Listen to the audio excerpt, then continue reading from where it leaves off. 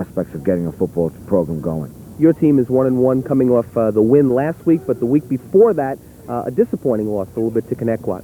Well, Connecticut was a good football team, and we played early like everyone else in there in the county, and we just weren't physically ready to play a League One Connecticut football team. We had some problems with injuries and problems with kids not ready to play that early in the season, and that hurt us. But Connecticut's a good football team, and people recognize when we played them 6-0, so we don't discount the fact that we played a pretty good football team. Okay, John, to my right, Wayne Charant, the head football coach at West Islip, and your team also, Wayne, 1-1 coming off the first loss to Comstock, and again, your team started out kind of slow. Yeah, I think at Comstock we were just out-hit, out-played, out-coached, and we chalked that one up. It was a non-league game, and we told the kids forget about it and go on to the next one, and I thought we rebounded very well and had a good game against Hauppauge last week and hopefully carry into this week. Your job today would be to establish the fullback early? Yeah, we're a running football team. I don't think we make any bones about that. And, you know, Timmy Voda, who's a senior, he's a first-year starter for us on a varsity level, has really played well in the two games. Against Comstock, I think he only rushed for about 50 yards or so, but he did a decent job, and last week he was outstanding. So, again, we're going to, you know, we got to establish our running game. Okay, Wayne. Should be a good one. CI-WI coming up next in just a moment. Stay with us.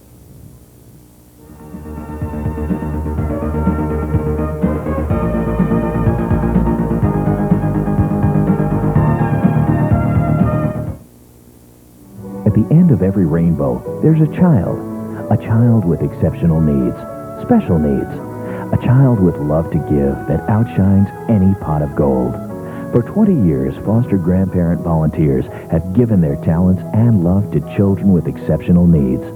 For 20 years, foster grandparents have held out helping hands and found thousands of hands to hold.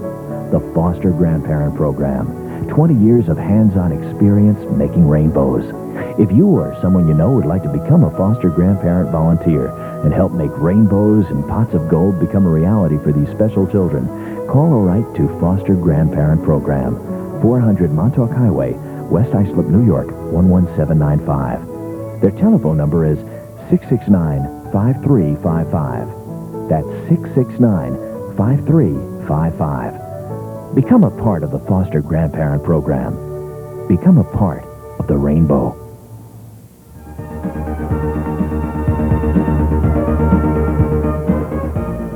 We are moments away from kickoff here at West Islip High School. The captains at the center of the field, Anthony Scorscia, Timmy Feeney, Anthony Legelia for West Islip, captains Brian Davis, Terrence Jones for Central Islip. Last year, these two teams met at Central Islip High School. Exciting game up until the last 2 minutes, all the way through. And West Islip pulled it out on Anthony Carangi's 2-yard touchdown run, 10-7 win. Mike, offensively for these two teams, more or less, when they get on the field, it's going to be like looking in the mirror. That's how similar they are. Yes, both teams are option football teams. You'll see dive option, you'll see triple option. Both very difficult to defend, but you have to realize that both teams practice amongst themselves, and they're really practicing against the option. So for these two teams, it should be a little bit easier. When you talk options, too, the key player is the quarterback. On one side, we've got Timmy Feeney, who's been around for a couple of years now, 2-3 years starter. Jude Maxey, not as much as experience as Feeney, but yet Wayne Charant says he's the man we got to key on. He's the man we have to stop CI's option. Both quarterbacks handle the football very well. You're not going to see much passing this game, that's for sure. Wayne Charant said in the pregame that he makes no bones about it. His team is a running football team, and when you tell everyone you're going to run the football, you better be good at it. Ready for the coin flip. We mentioned to you at the top of the show, Mike talked to both Wayne Charant and John DeClementi about the austerity problem. How far has it reached out here at West Islip High School? Well, this was supposed to be homecoming, and homecoming in West Islip usually is a parade throughout the town of West Islip that winds up here at the football field. A lot of that has been cut due to the austerity problem as the Lions roar onto the field. We're waiting for an opportunity to use that phrase, and it in fact fit right in the opening. Not bad. I hope I have something left for the fourth quarter. What can you say about the Musketeers as they come onto the field? Give me time. Both teams lost their opening non-league game this season. Comstock defeated West Islip 25-13 in a close one. Connecticut beat Central Islip 6-0. Then they won their league games by shutouts. West Islip shutting out Hauppauge 30-0. CI beating Hills East impressively 38-0. Wayne Sharon said his football team was simply not ready for that first game against Tommy Cassis's Comstock team. And if you're not ready against Tom Cassis and that Delaware wing T, you're in for a long day. A lot of coaches complained of not being ready, and it's the same across the board for each and every coach. But this year the season got underway a week earlier, and so some of the practice time for teams to work out their kinks just wasn't there. But again, you can't blame that on one team. Can't use that as an excuse. Every team has to be ready once the gun starts. You couldn't ask for a better day for a football game. Perfect weather-wise. A little bit of wind. Paul Curry will kick off for Central Islip. Anthony Scorsia, you'll hear his name quite often before the day is through. He was the deep man for West Islip.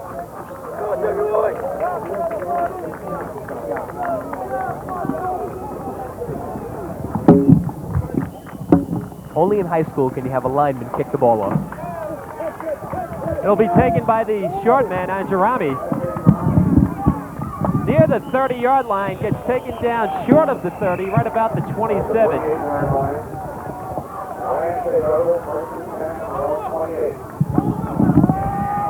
So West Islip will go on offense first.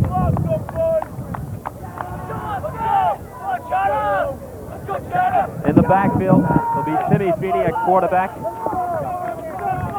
Anthony Scorsia, 5'5", 150 senior at the tailback. Timmy Voda, wearing number 43, the fullback. In motion, Mike McGovern. Mike Delgado moved on the left side of the line, so it'll be 5 yards against West Islip.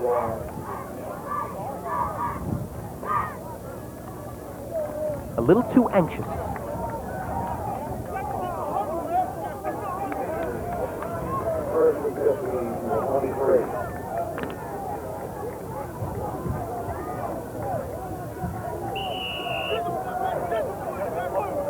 Beautiful day for a football game. Of course, we said that a couple of weeks ago, and before the day's end, we're right smack dab in the middle of a hurricane.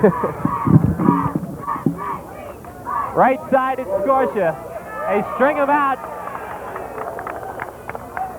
Scorsia gets maybe 2 yards. Anthony Scorsia is solidly built. He's only 5'5", but he's 150 pounds, but a bruising type of runner with good speed. As you look at the West Islip offensive line, Paul Montori goes both ways. Ryan Carlson, big number 71. Scorsia runs a 4.540. In the flat, Montori has it, and he's got room to go down the sideline. Montori down to the Central Islip 30-yard line.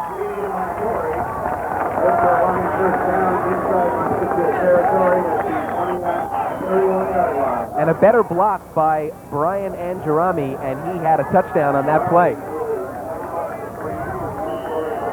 We'll take a look at it again on the replay. It's just a little simple down and out. You see him go, the man goes in motion, and he's wide open. Missed coverage by Central Islip. Now watch here. Anjarami, if he blocks number 12, it's a touchdown. He just couldn't do it. On the pattern, though, Anjarami took out a player to clear why Montori was so open. It was on the cutback block by Anjarami. West Islip looking good.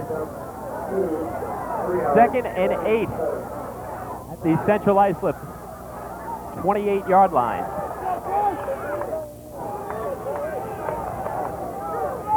I formation. Pitch to Scorsia with room inside the 20, the 15, near the goal line. He's in.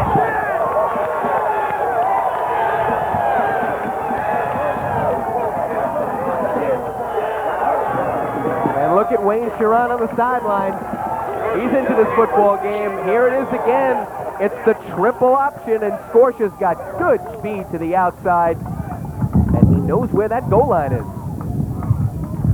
Very well executed play by West Islip. Sharon has his team on fire in the early going. With the penalty, they move 75 yards and are on the board 2.5 minutes into this game.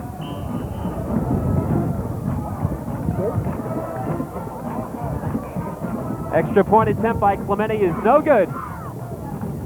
Score remains West Islip 6, Central Islip nothing. He got a glimpse of speed that time. Anthony Scortia moving to the outside, and again, you have to give the offensive line a little bit of credit. A nice blocking scheme got Scortia loose for a quick 6 points. Well, that looked easy. Very easy. And, you know, both coaches, Sharon's got to be happy because that's what he wants to do, establish the running game. So now it's CI's turn, and we'll see how they do after the kickoff. There's the West Islip coaching staff, every one of them a West Islip graduate, including head coach Wayne Charant. We figured out Wayne's career record here at West Islip, 60, 16, and 1. Good way to keep your job secure. And of course, Wayne won the Rutgers Cup back in 1985.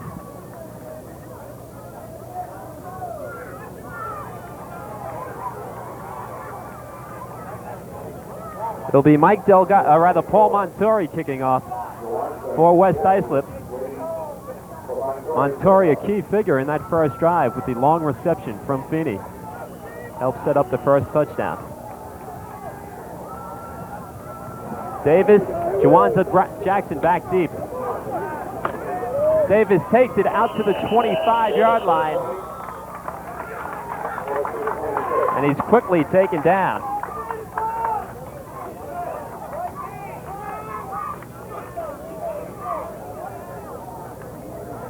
You'll see throughout the game, both coaches are very animated, trying to get their teams motivated. As I look across the field, I see John DiClemente going about as far as he can go. He's got a knee down. He has to be a little bit concerned at the ease that West Islip moved down the football field. Much different complexion than last year. Last year, most of the points were scored in the fourth quarter by both teams. 10-7 was the final here. Like I said, 2.5 minutes into the game, West Islip already on the board. C-High has an outstanding backfield. That's Riley Cooper, number 20. Gets 2, maybe 3 yards. 2 years ago, Central Islip were division champions, even though they were 3-1 in the regular season. John DiClemente's team beat Huntington rather soundly in the finals, and that was a good Huntington team 2 years ago. It seems like a natural rivalry due to locations, West Islip, Central Islip, but they really haven't played that often because they were for years in different leagues. In fact, they've played but 3 times in the 80s, West Islip winning all 3 games.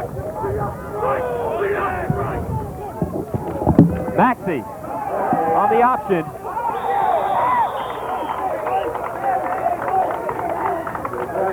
I believe it was Mike McGovern who tied him up. Got him at the ankles.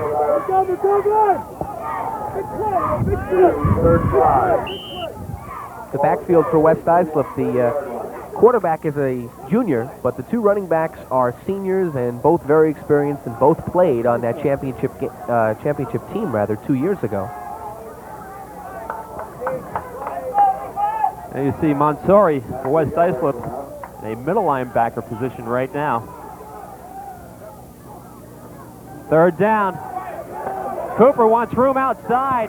Steps around one man. If he stayed in bounds, he's got the 1st down. Riley Cooper. Nice little soft shoe on the sideline by Riley Cooper. I think the West Islip coaching staff thought he stepped out of bounds. They have a good view of it. They were right on top of the play. But nice balance that time. It didn't look like he stepped out of bounds. Looked like it was a good call by the official. Split wide left, Jawanza Jackson.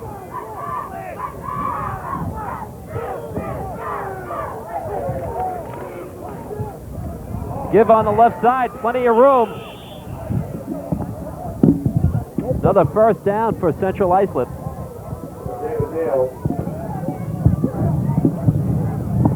David Hall picks up second first down. In the line territory at the 46-yard line. Knowles with a nice run. And now it is Central Islip in West Islip territory. Still early in the game. 7:35 remaining, first quarter. This time it's Cooper with room. He gets down to the 38-yard line of West Islip. Yeah, it's funny, Mike, we talk about two defenses. They see this offense each time because they practice against it, and yet both offenses so far have been very successful. Both teams moving the ball at ease. Very surprising, because both teams have very good defenses.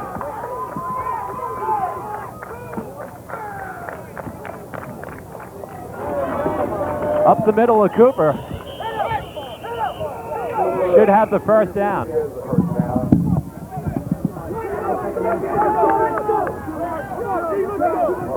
They mark it just inside the 35. Anytime you're scored on, a coach immediately, a well-coached team comes right back at you. And Central Islip is a well-coached team, and they're coming right back at West Islip.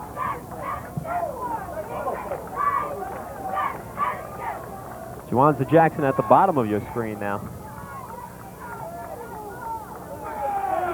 And he's explosive. Wide left is Brian Weller. He wants Jackson on the sideline, in and out of his hands, broken up by Chris Lettieri. Lettieri did a nice job timing the hit.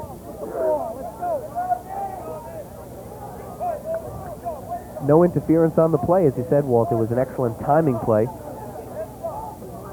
I actually lofted that one a little too long. Needed a little more zip on it pass.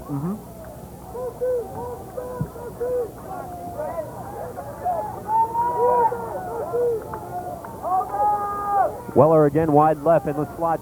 Jackson. On the pitch, Cooper. Left sideline. He's got room down the sideline. Riley Cooper will take it from 35 yards out.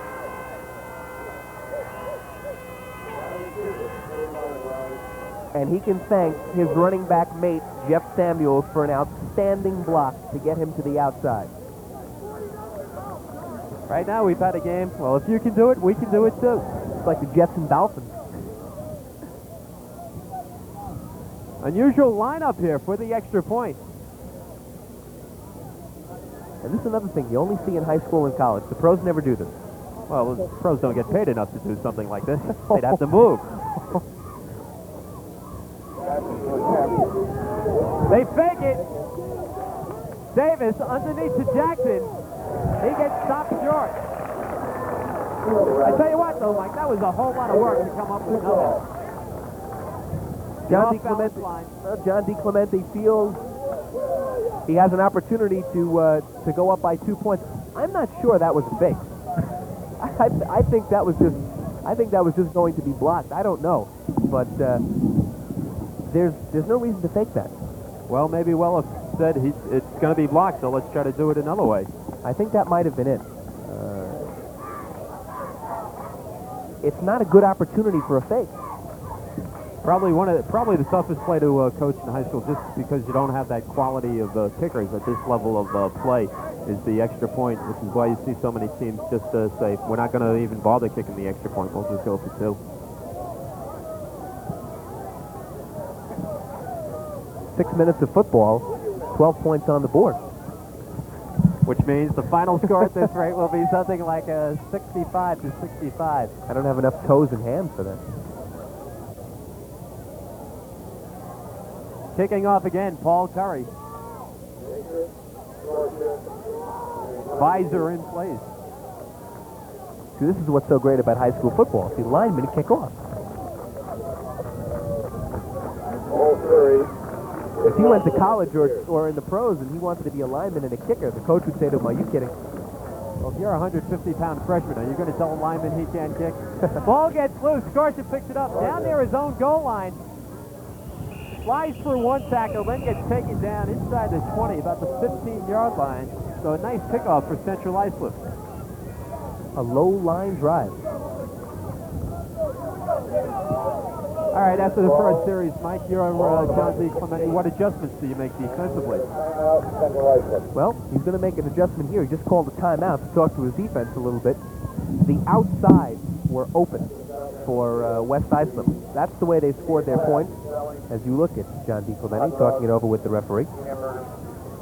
Well, we have an opportunity. I'd like to remind you to see highlights of this afternoon's game and other games throughout the county on High School Sports Night.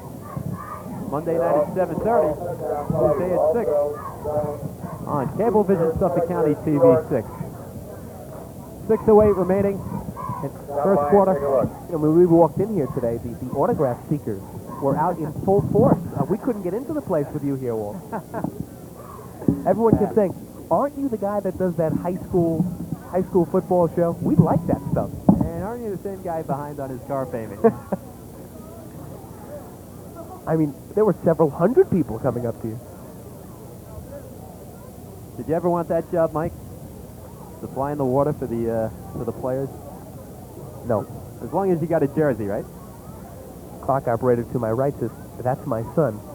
Oh, no, that's Wayne's son. I'm sorry. Okay. No doubt in a few years he'll have the pads on to go under that jersey. In the slot, Montgomery. Split wide left for Masher, but they give it to Scotia. He gets 5 yards. 2nd and 5 for the Lions. Scotia, an all-county player last year. 1,300 all-purpose yards. Quite an accomplishment. Kind of guy you like to have around.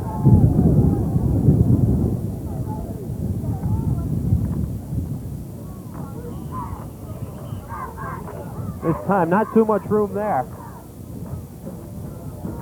As Voda gets stopped after a 1-yard gain.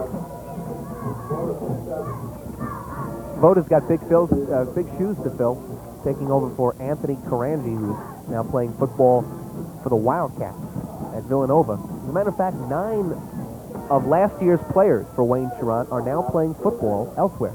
Also quite an accomplishment. Well, he's got a good program here. He's got some coaches who've been with him since he was there early 80s, 80, 81. And when the JV knows the program, I mean, that just helps kids throughout when they hit the varsity. They don't have to much learn, and Wayne told us on this show a couple of weeks ago, they don't have to learn the system as much as it gets reinforced to them. Maybe a good example this morning, the JV team beat Central Islip 40-0.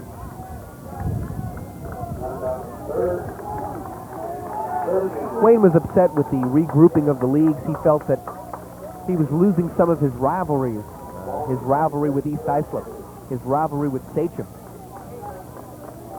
It's a shame that West Islip doesn't play East Islip or Sachem anymore. Some game last year, division finals, West Islip and East Islip.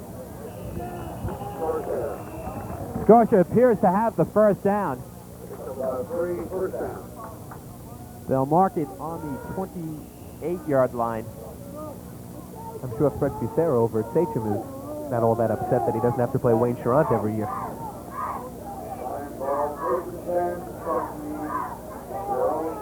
And we'll see Fred and his arrows down the road. League One game in a couple of weeks.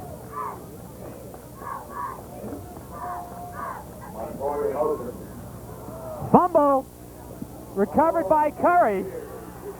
First turnover of the game.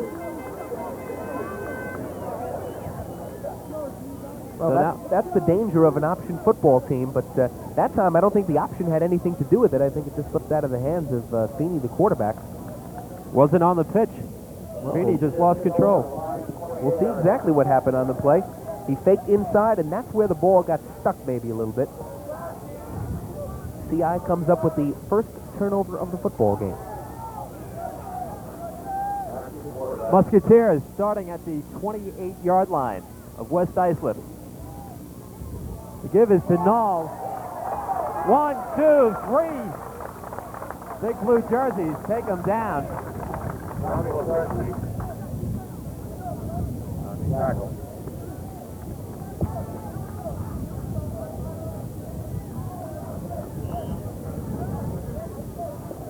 was a good fake that time by Maxey. Next time that might work because he kept the ball in there for a long time. Next time if he fakes to the fullback and pitches it outside, play might work. 2nd and 11. Maxey on the pitch. Cooper on the left side. Has room again. Identical play to last time unless he stepped out of bounds. Oh, and John DiClemente is running down the sideline. I've never seen John run so much except when he's officiating basketball. He went 20 yards down the sidelines, and there you see him. He was not happy with that call. Of course, we're on the far side of the field, so it's impossible to tell whether he did in fact step out of bounds. John had the best view, I'm sure. No-win situation for the officials because previously we had the call on this side of the field with West Islip saying they thought he stepped out of bounds and he didn't. And now it turns the other way. Regardless, 3rd and 3 for Central Islip. 3:42 remaining, first quarter. We're tied at 6.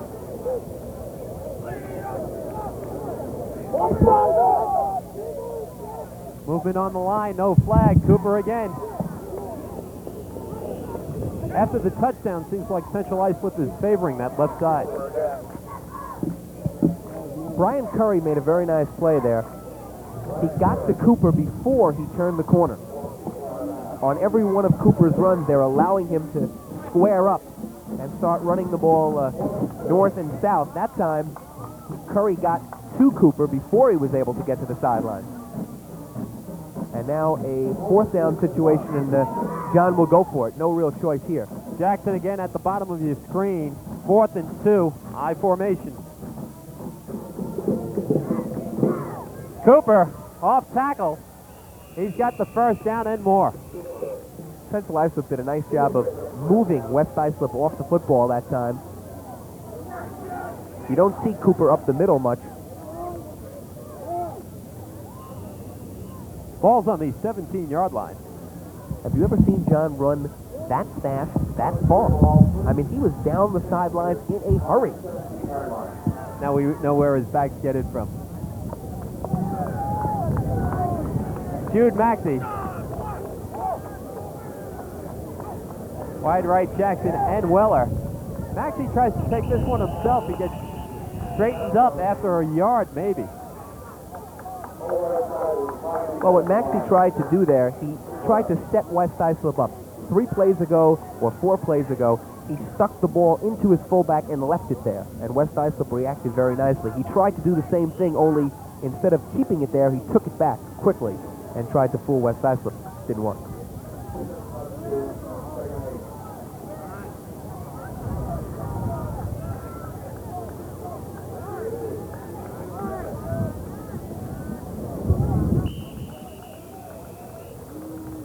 Riley Cooper, as you see, the workhorse of the Central Islip offense. Now an interesting call. 3rd down and 6.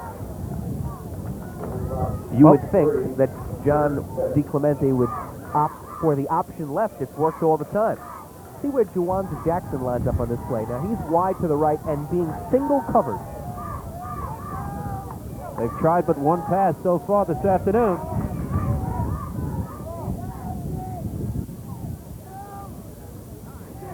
Taking a long time, Walt. Audible?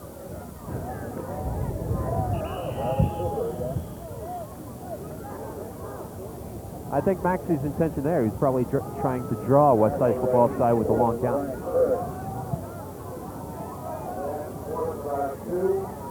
Well, now a 4th down situation. And I think CI will go for it again. No field goals for this team. They lost their field goal kicker due to an injury. Biggest play of the game so far, 4th and 2. Deep. Timeout. Juwanza Jackson called timeout on the far side, and then Jude Maxey relayed it. Obviously, Jackson or Maxey or both didn't like what they saw. 2nd timeout that CI has used in the first quarter. As I mentioned before, John DiClemente's team lost their field goal kicker, Eric Undersack, due to an injury. So the kicking department a little short for the Musketeers. And that's why they're going for it here on 4th down and 2. These two teams, as we told you, tied for the league championship last year, but in head-to-head competition, West Islip won 10-7. Whitman and North Babylon also expected this year to be strong competition in League 3. So tough, Mike, too. You lose the league game, I mean, you don't have much of a chance. Maybe one, but you lose two. You really don't have a shot at a league championship. 5 league games is it's a tough schedule. It really doesn't, as you said, one loss or one tie even. Sachem tying Connecticut 2 years in a row. That hurt them.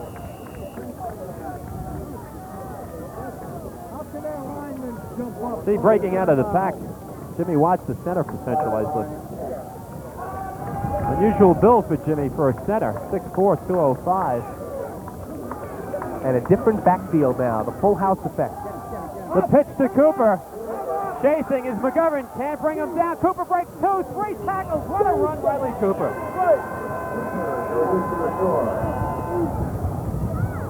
Wow. That was individual. I'm watching the play. You're watching it unfold. It seems like they've got him lined up. Here it is again. They run to the right side this time. And here, McGovern's got him. 32 has got him on the play. Just couldn't bring him down. He went through 3 players in the 4th and went in for the touchdown. Nice run by Riley Cooper. 2 TDs so far. The key, again, as you said before, once he gets squared up, once he got by McGovern, he just dances through people. No reason for Central Islip to try to kick this extra point. They should be going for 2. And that's what they're doing. They lead 12-6.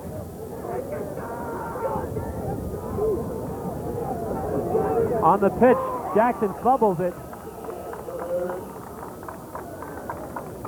And Jerami recovers. The score will remain the same. Minute 3 left in the first quarter. We already have more points than we had all of the entire game last year. Central Islip leading 12-6 here at West Islip High School. You take for granted when you watch a football game the extra point. You certainly take for granted in the pro ranks. Team scores, it's 7. But in the high school, it's very, very difficult. The extra point, they don't really work on it that much. It's like, okay, we'll kick the ball 10 times and see. But it's a very important facet of the game. So often you'll see in the Sunday papers the next morning, the team loses by a point, 2 points, just because they couldn't make the conversion. Of course, the advantage in a high school game is that you can go for 2 and try to run it in. You don't necessarily have to kick the ball. Third time in the first quarter, Curry will be kicking off. How often do you see that? I'll bite. How often do you see that? Little razzle-dazzle here, trying to get something started. Scortia gets taken down, though, right away. I'm not sure whether that was razzle-dazzle or Anthony Scorsia, you're our ball carrier on the kickoff. You take it. I don't want to run with this thing. Well, one fellow who wasn't fooled was Rodney Bond. Bond's on the tackle. West Islip starts at its own 31-yard line.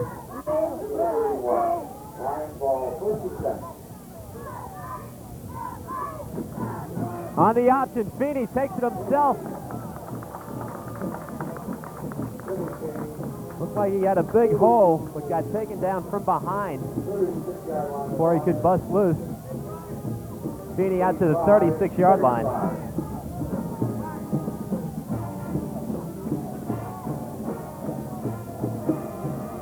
Quarter about to expire, about 20 seconds left to go as the clock moves. Very entertaining first quarter. Wishbone backfield. Up the middle. Voda gets 2 yards.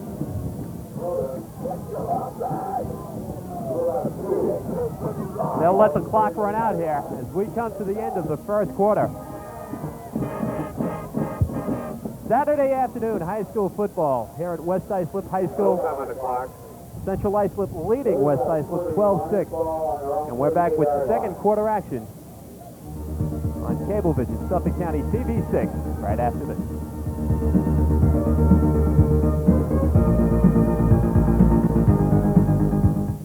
The spectacle, the sight, the sound.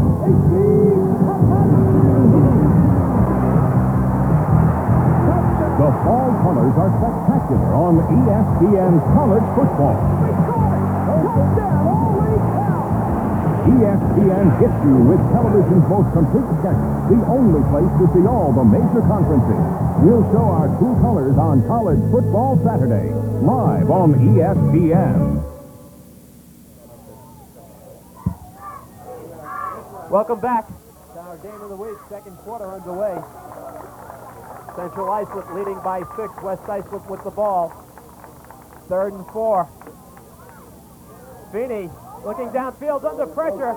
Finds McGovern, but he's short of the first down. Nice rush by Central Islip. And for the first time in the game, a punt. In on the rush that time was Jeff Samuels.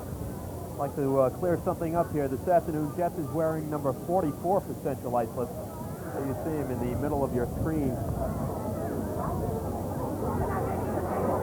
I just identified him earlier. Jeff Samuels, number 44 for Central Islip. And it's Cooper. Drops back deep, standing at about his own 25-yard line. Jawanza Jackson, Brian Davis, the short man. Mario Clementi handles the extra point and punting duties for the Lions. High, but not too far. Jackson lets it bounce, takes a short West Islip roll. On the Musketeer 32-yard line. So we go from West Islip 31, Central Islip 31. Yeah, the ball took a... Wayne urging his team on the sideline. The ball took a LIE bounce, east and west.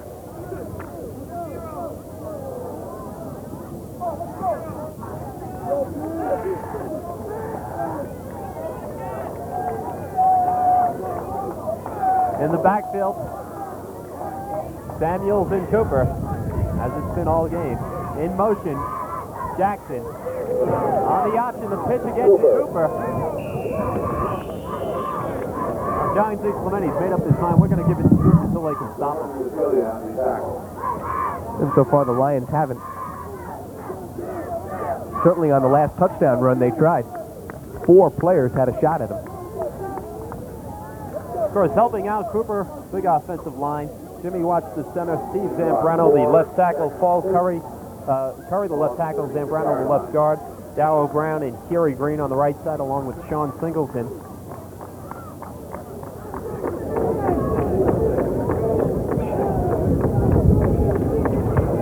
Second and 6, Cooper again. Up the middle for 2 yards. 3rd and a long 3 for Central Islip.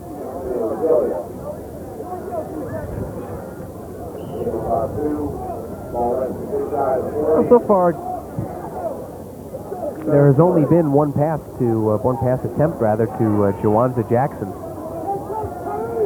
because Riley Cooper has been so effective. Now on this 3rd and 4 or 3rd and 5, you might see a pass, and then again you might not. Cooper again.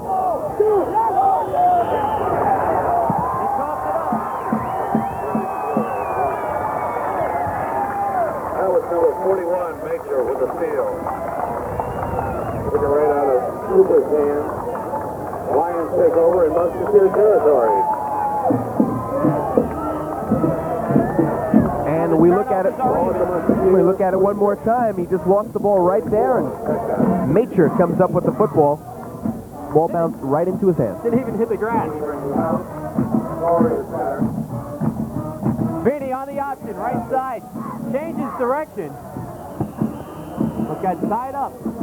Central Islip is doing a nice job of reading Feeney. So far, Tim has not been able to fake out CI. Feeney said, "I'll try it this way." Jerry Green said, "No, you won't. Coming down with me." How do you know that's what he said? Okay. 2nd and 10.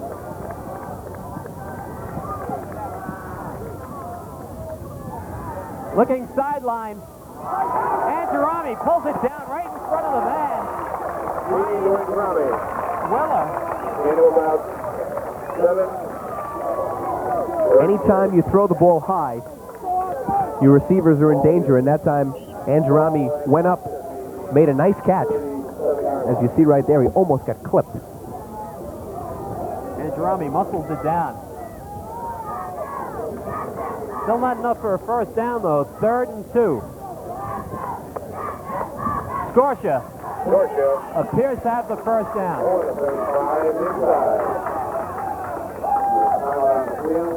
And if he doesn't, I'm sure Wayne will go for it.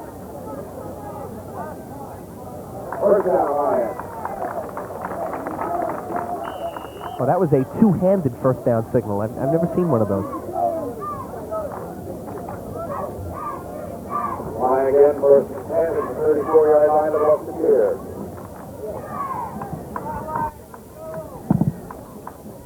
Foot ride White Montori. Boda. West Islip not finding too much up the middle. Well, Central Islip is not biting. There's not much deception going on. It's the key in the option. Both teams have played 2 games. They both have played it in the rain, which of course hurts the option team a lot. Today, a dry day, much more conducive to the option attack. So far, CI's been very good. Scorsha works his way inside. Gets a yard. 3rd and long for West Islip. 3rd and about 8. You know, Wayne Charant paces on the sidelines, and he gets the plays in via the wide receivers, Nature and Anjarami. And now a 3rd down and 8 in a full house backfield.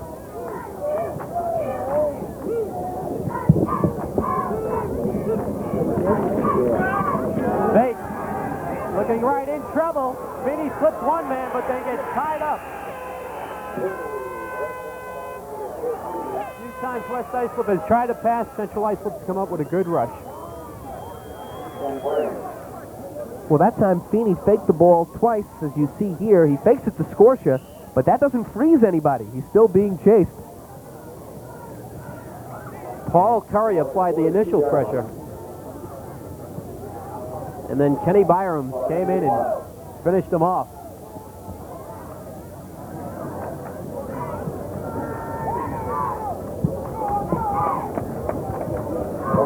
Clemente, a little more distance this time. Fair catch call for.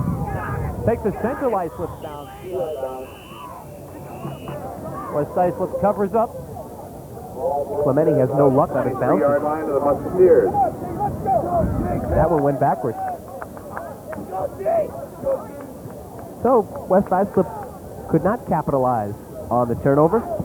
Each team has 1 turnover in the football game, and so far, a basically penalty-free game. There was a penalty on the first play of the game, but since then, the referees have been silent. This game is taking the image of turnovers, and you get the feeling whoever makes the least throughout the course of the game, which is so often the case, will wind up winning the game.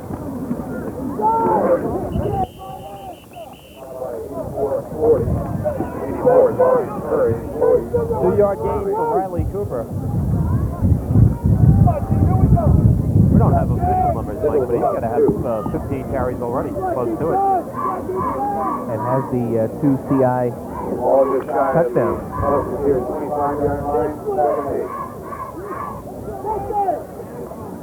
There you see 75 breaking the huddle. Big left tackle. Billy Bell, 6'2", 294.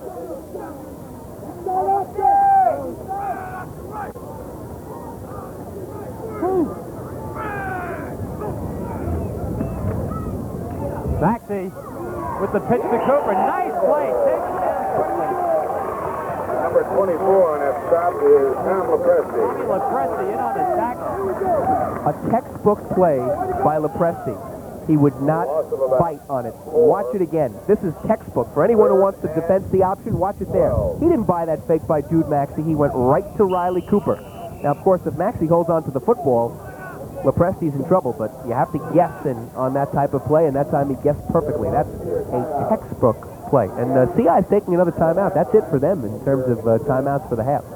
4:03 remaining in the first half. Boys, in the background, you may be hearing from time to time. The coaching announcer here at West Islip High School, Larry Moore.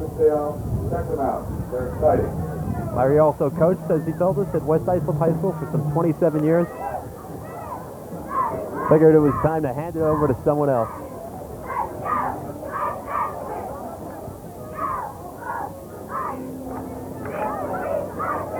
Homecoming here at West Islip.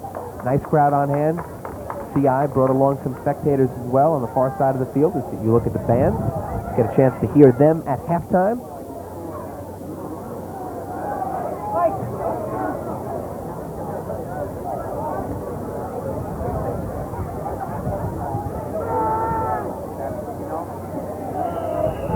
Setting the West Islip defense once again. On the line, Brian Curry, Chris Murphy, Jason Barge, Ryan Carlson, Mike McGovern. Linebackers Anthony Legilia, Paul Monsari. Terry Andrami. Brendan Bowers in the secondary. Fumble!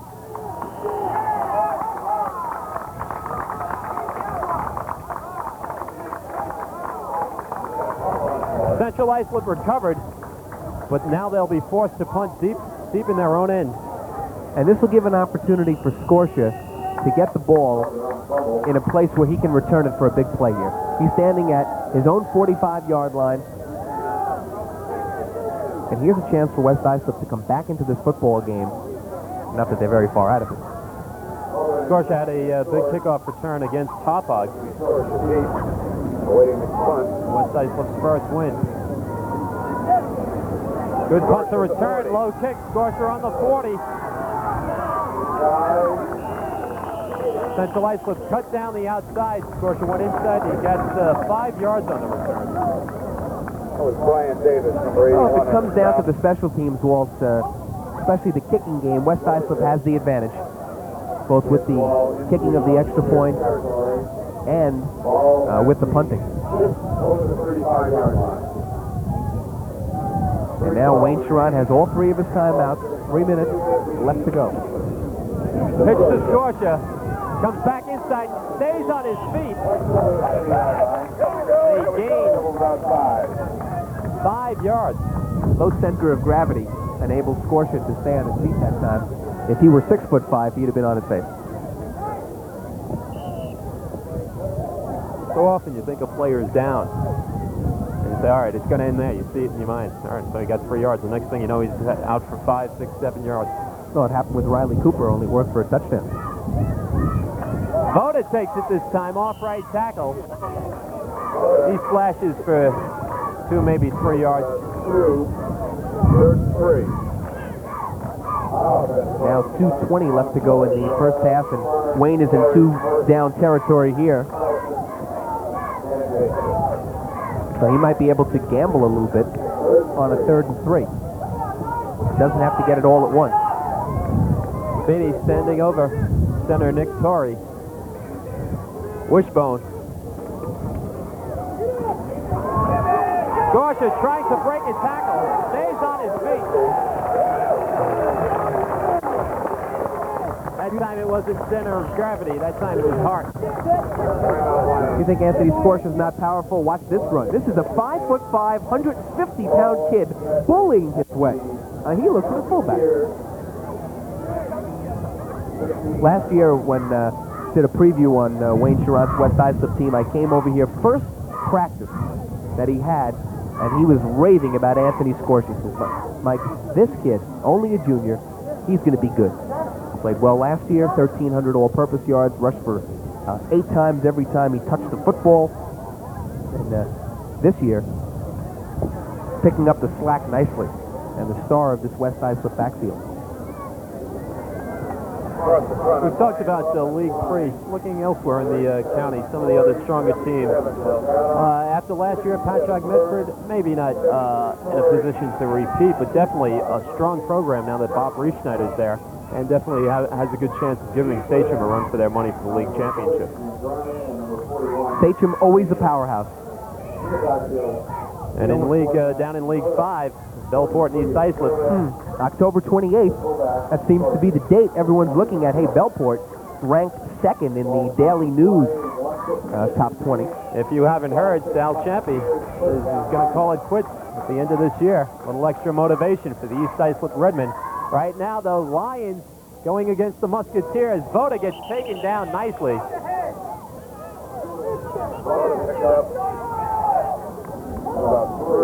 And I think East Islip will win the Rutgers Cup at the end of the season. We got that on tape, fellas?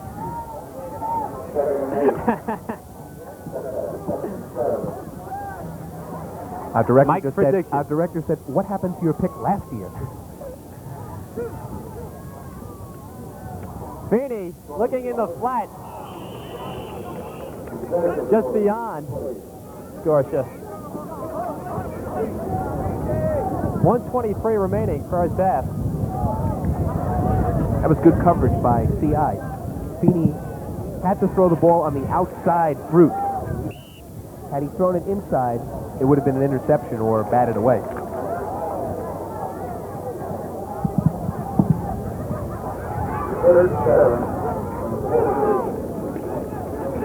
Scorcher on the option, halfback option. He had Andrew Rami. Oh, that was a well-designed play.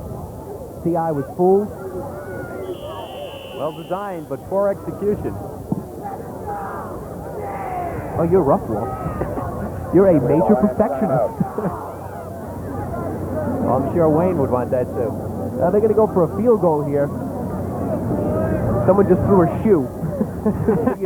so you know a field goal is in the works. 120 left. Says on the side of the shoe, kicking shoe. Yeah, there's some cement in that shoe, I'm sure. There you see Bill Jolly, assistant coach at Central Islip High School. Just kidding about the cement.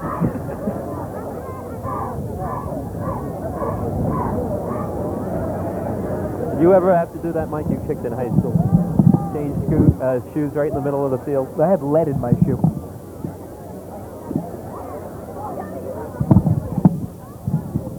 You can hear the parents now. Thank God he didn't have a hole in his sock. Be all over Suffolk County.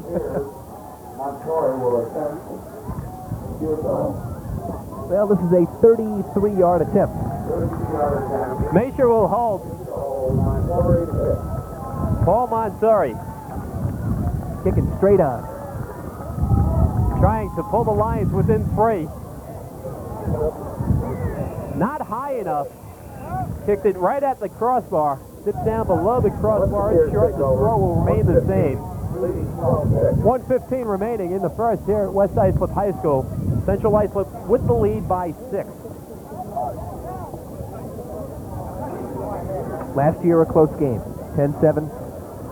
This year a close game as well, 12-6. We had 3 touchdowns scored in the first quarter. Minute 15 now, Mike. You're John D. Clemente. You played safe, try to run out the clock, or you try something dangerous. Maybe jump on a big lead at halftime.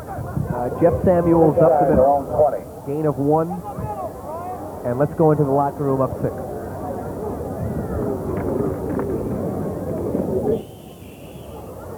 Tell you what. You can send it in.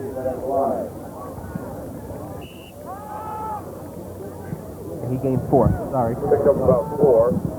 Second and 6. Well, right now the concern of West Islip starting to come back is at halftime they'll have to make some adjustments of stopping Riley Cooper. No, if anyone can motivate him, it's Wayne.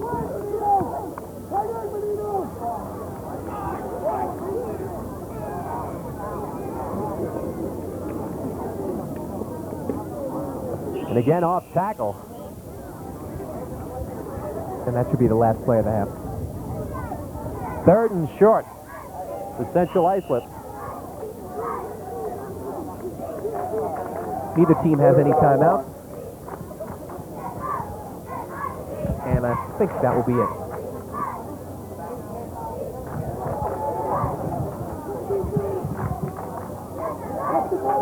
Watch the ball, loosen up! Loosen up, defensive back! Gun should go off. That's it. That's the end of the second quarter. Halftime score. We're at the end of the first half. Here at West Islip High School with the score, Central Islip 12, West Islip 6. We're back with halftime activities. After this, you're watching Suffolk County football on Cablevision, Suffolk County TV6.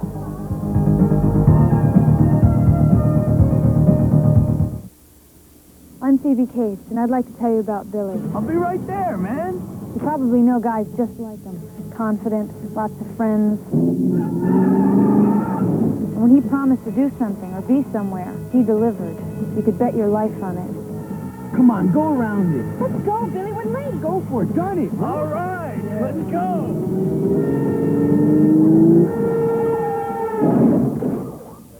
Here's what Billy didn't know. Every year in this country, about 1,000 people die and over 4,000 are injured at railroad crossings. People don't stop. They don't pay attention. They just don't think that the law applies to them. You should know that these trains travel at 80 miles an hour and that you're 40 times more likely to die here than in any other type of traffic accident. So, if you think you've got what it takes to beat the odds, think again. A public service message from the Long Island Railroad.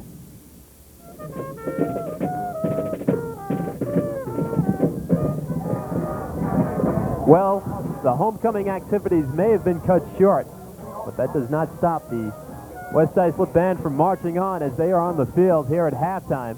Central Islip leading 12-6. Before the game, a touching ceremony took place in memory of two fellas from West Islip High School, one who played on the team last year, Eric Christensen, and schoolmate Paul Gartner were killed in an auto accident. West Islip High School put up a flagpole in their honor, and they're the captains, Timmy Feeney, Anthony Scorscia, Anthony Legilia, in memory of Eric Christensen and Paul Gartner.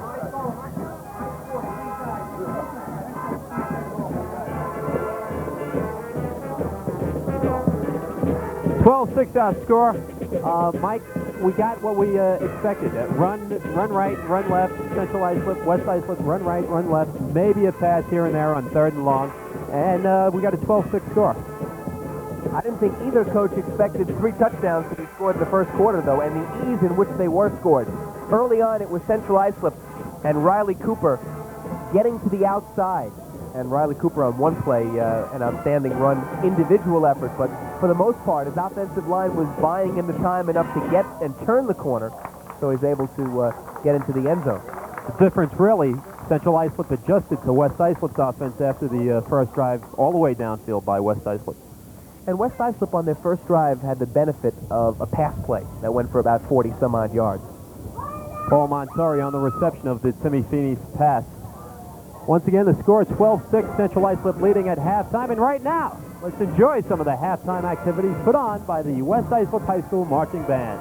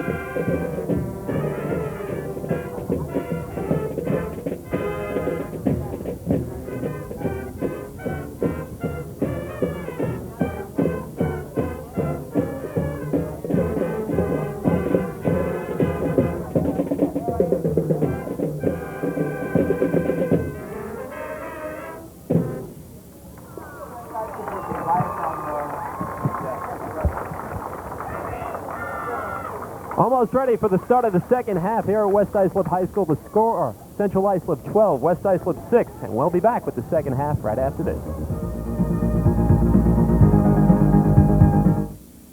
Autumn means different things to different people. To some, it means back to school, so the Weather Channel brings back the school day forecast with the day's weather, as well as advice on how to best prepare your family for the elements. To others, fall means back to the gridiron, so watch for weather conditions for both college and pro games on football forecasts. And if you love to see autumn close up, the Weather Channel has forecasts all day long for sightseers and vacationers alike. For the weather you need, when you need it, tune to the Weather Channel, and don't miss our fall season. A policeman's job is to protect the community in which he serves.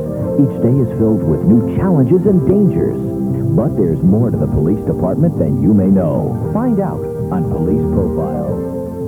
I'm Officer Bob Frudenberg. On the next Police Profiles, we'll be talking about an organization known as Parents of Murdered Children.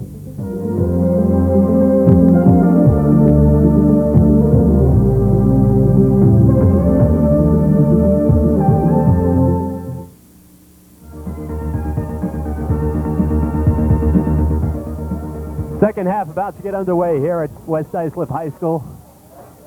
Central Islip with a 6-point lead. And I get the feeling, Mike, that we're going to see much the same in the second half. Both teams going to try to ground it out, and whichever team is stronger. And in the first half, it was CI by a touchdown. Both teams rely so much on emotion. Not every high school football team is as enthusiastic as these two teams. A lot of teams take the stoic approach. 2 years ago, I remember watching a West Islip football game. They were playing Smithtown East, and George Wachellins, who was the quarterback at the time, ran an option play. He got smothered, and the Smithtown East side was riding him something awful. And all George did was point to the scoreboard and said, "Look up there." That's all you have to see. And that was the end of the Smithtown East sideline. They never said a word for the rest of the game. Well, we'll see who has more emotion in the second half.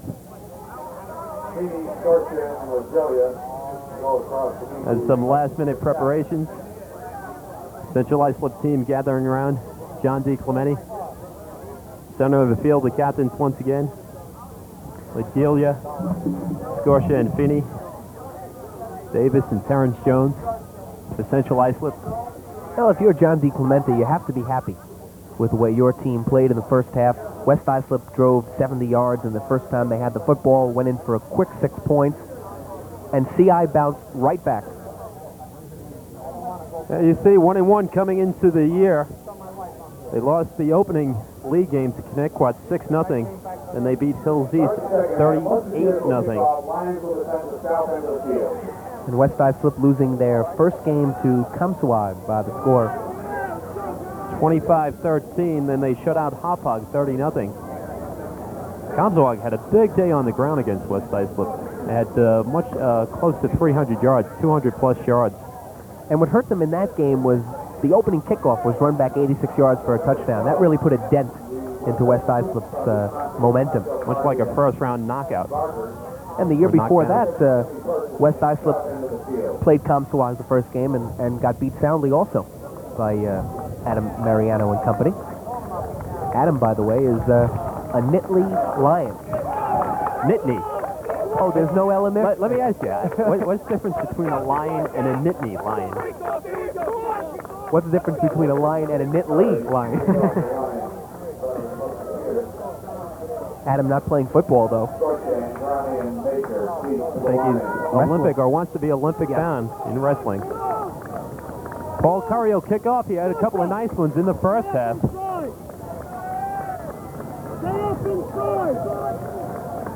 Curry to kick.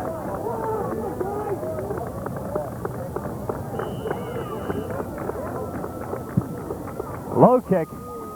Scotia handles it nicely out to his 20, 25, right side, 30, 35. Scotia breaks it. He may go all the way. No one's going to get him. He can walk into the end zone.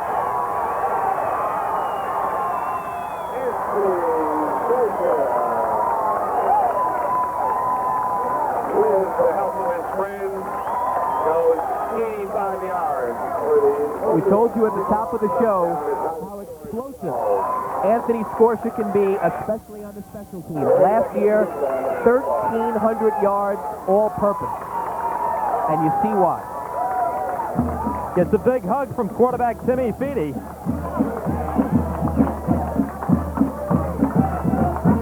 Big extra point here, Walt. Wow. Just like that. Clemente will try to give West Islip the lead.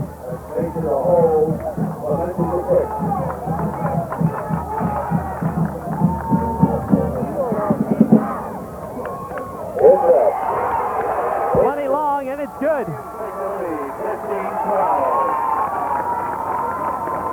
Mario Clemente with the extra point. West Islip goes up by 1 on the 85-yard touchdown run by Anthony Scorsia.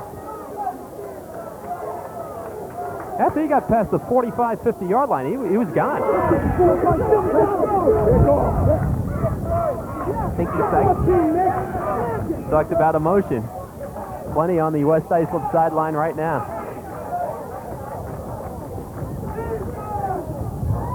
That'll be on our highlights Monday night, no doubt about that.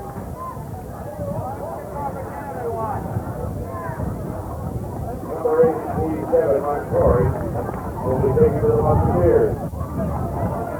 Lions leading now, 15-12. of course, from a coaching perspective, Wayne Charant will say, I diagrammed that just the way it happened. I told my men, look, take the opening kickoff 85 yards for a touchdown off the bat. Boom. Superior coaching by Wayne Charant. See, it's here, right here on the paper. The old line, we practice that every day, right? Last year, I sent somebody to cover a West Islip football game. The reporter came back and said, wow, that guy in the blue was intense, referring to Wayne Charant. Montgomery to kick. He was frightened to go up to him at the end of the game. He thought, and they won 30-0. Paul Montori kicking off.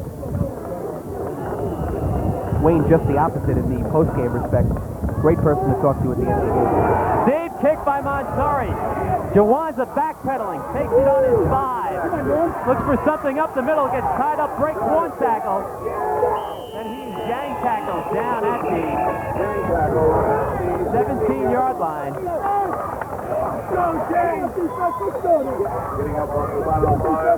Here we go. Montori with the shoe again. Time to go to the shoe store. He must have slipped the cement in that time because that was a good kick. High and deep. So he's got to get back into the defense here. He doesn't have the luxury of just walking out to the sideline to take off his shoe. He's got to hurry. Maybe CI could take advantage of that. Go without a huddle. Might have to play with one shoe.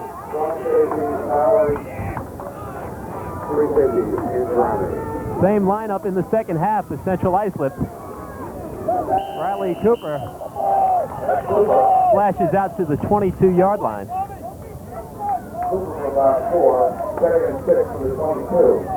Well, so far the game has gone exactly as advertised. The two running backs doing most of the work, Riley Cooper and Anthony Scorsia.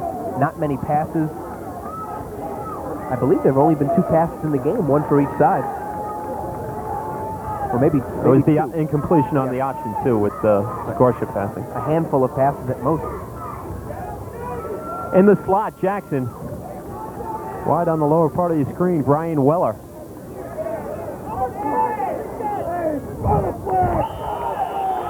Well, Central Islip's had a problem today. It's the alignments by the West Islip defense. They used 3 timeouts in the first half with plenty of time remaining in the half, and here they wasted timeout already in the second half. Well, West Islip plays a 3-4, sometimes a 5-2, Depending on how you look at it. All that is just the linebackers in a different spot on the outside. You know, why does everyone always say hi, Mom? My father watches football games, and he always says, "Where are the fathers? How come no one says, 'Hi, Dad'?" And I promised my father if I ever got onto television, I would say, "Hi, Dad." What'd your mom say? Take out the garbage. And your dad said, "Okay, I'll be right back." Early third quarter. West Islip up by 1.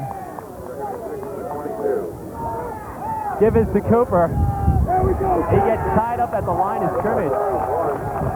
Montori and Jerami, just 2 of 4 blue jerseys in on the tackle. Of course, the mark of any good team, any well-coached team, as of course West Islip is, if something is working effectively in the first half, let's try to figure out a way to stop it. And I think Wayne Sharon spent the better part of halftime telling his players not to let Riley Cooper turn the corner. You know Cooper's name came up at least 15 times in the locker room. Left side. Cooper gets 33 out to the 34 yard line. If you're West Islip, you have to force Jude Maxey to run the football. You have to say, okay, I'm not going to go for your fakes. If you want to run the football, go ahead and do it. I'll take my chances with you as opposed to Riley Cooper. So far, Maxey has run the offense very well. I think Maxey's kept it himself maybe once, twice at the most.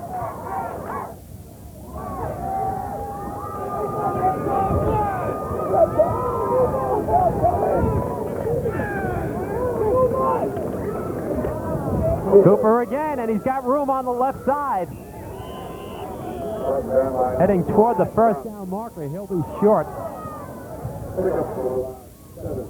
Also, if you're West Islip on defense, you can't get lulled to sleep. A lot of times, a team will just run, and as a defensive player, you expect it. Every play, a run. And as a cornerback or a safety, you say, well, these guys aren't passing. Let me come up a little bit. And then, boom, you're burnt.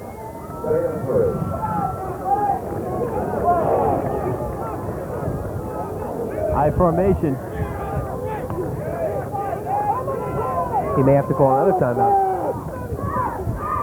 The option, Cooper right. Gets around McGovern. Changes his direction. Against the grain. Cooper on the left side has a first down on the sideline. It's ridden out of bounds near midfield. He picked up a nice block from Jawanza Jackson, number 24. And that's why Cooper got the first down. It drives the offensive line crazy when runners do this. Cooper says to himself, well, I can't go right. Let's try the other way. And at the tail end of the play, you'll see Jawanza Jackson with a nice block. Picks it up there on number 41. Masher. Masher.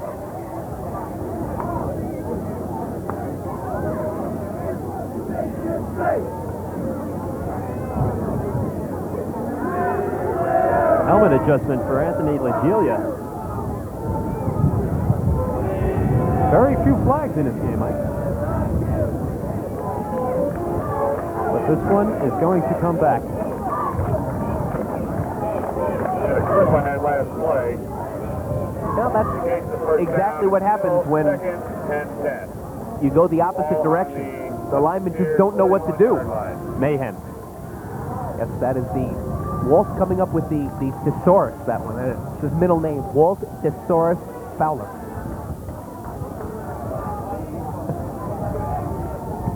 .8:45 remaining. Third quarter.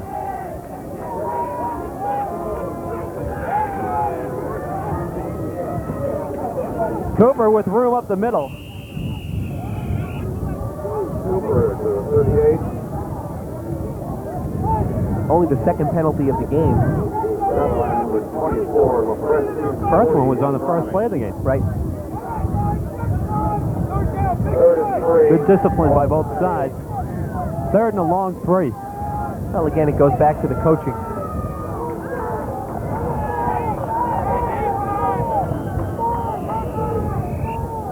Official timeout. Chin strap problem. Well, first it was Legilia. This time Monsori has a problem with the hat.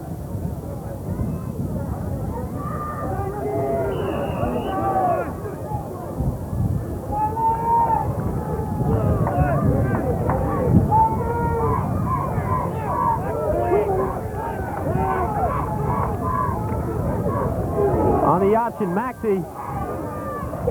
Late pitch to Samuels. Ball gets loose on the far side.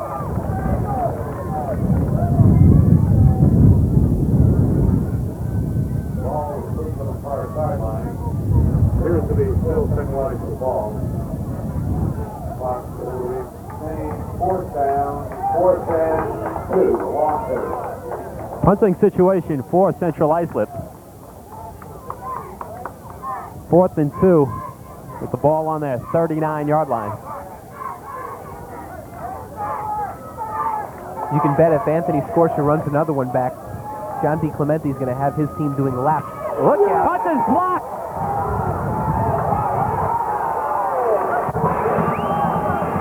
Danny Mallory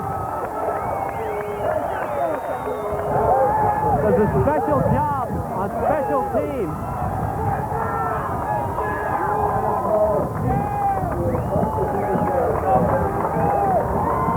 Sean Singleton obviously did not get it off quick enough. Mallory stood right in front.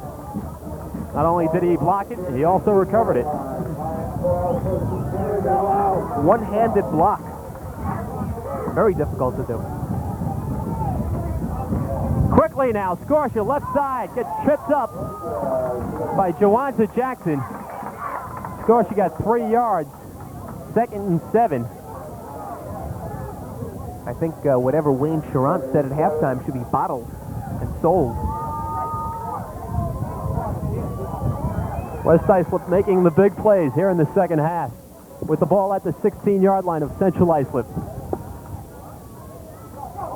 Give to Voda near the end zone. Inside the 5-yard line, Timmy Voda. And although he never touched the football, you could thank Anthony Scortia for that because everyone was worried he was going to get the pitch on the outside. And that enabled the fullback to get the football and a big hole. First and goal at about the 3-yard line. Central Islip up against its own goal line.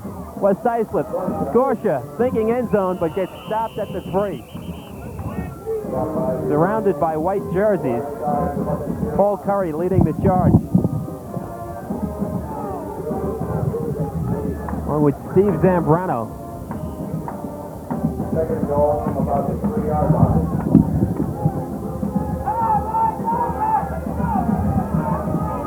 Second and goal for the Lions.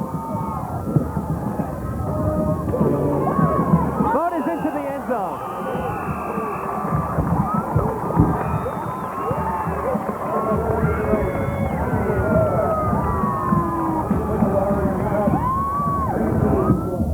Extra effort got him in.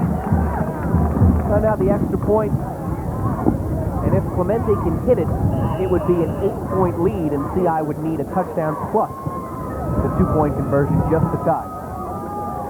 Masher will hold.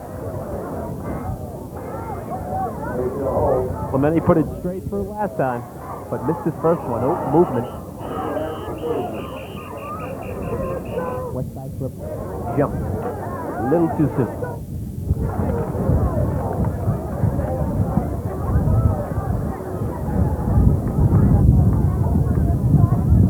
No, CI moved.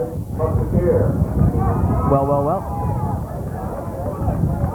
Ruling may be drawn offside. Looked like someone on CI's line was lined up outside. Although he moved, it didn't look like he crossed the plane. It did look like he was thrown off on that play.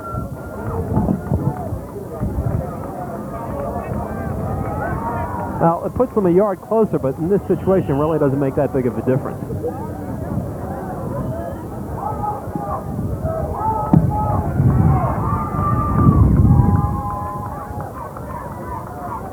They moved again. Clemente.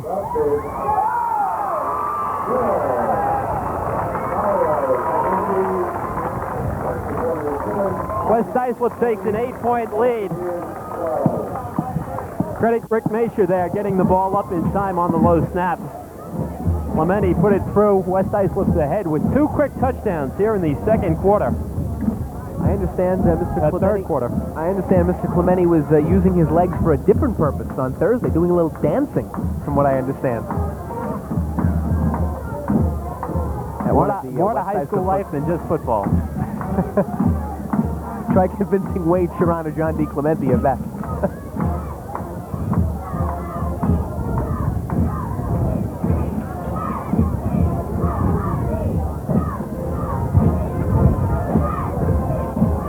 Now the band is playing Another One Bites the Dust a little early to be singing John D. Clementi's team out.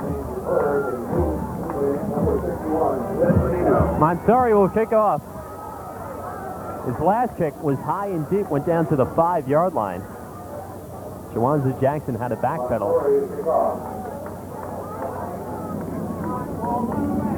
Jackson, Samuels, and Davis are deep. Jackson, the middleman.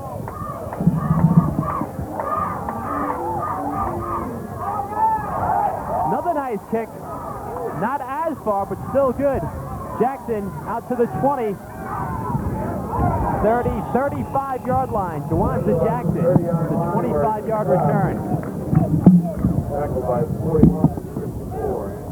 Well, CI responded once. When West Islip took the ball in the opening possession for a touchdown, they have to try to respond now. They had a 12-6 lead at halftime, and they've seen that turn into a 20-12 deficit in just 6 minutes.